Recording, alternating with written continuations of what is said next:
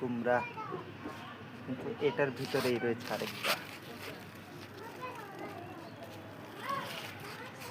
এখানে আর একটু খুঁজলে হয়তো পাওয়া যেতে পারে কিছু।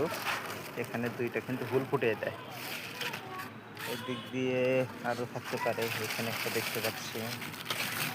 হ্যাঁ, এইদিকে দেখতে পাচ্ছি আরও ভিতর দিয়ে থাকতে পারে। অনেক আসলে ঝোপঝাড়ের মতো হয়ে গেছে সবগুলো। এই দিক দিয়ে এই যে এদিকে একটা, এদিক দিয়ে থাকার কথা। এই যে এখানে একটা বড়, হ্যাঁ,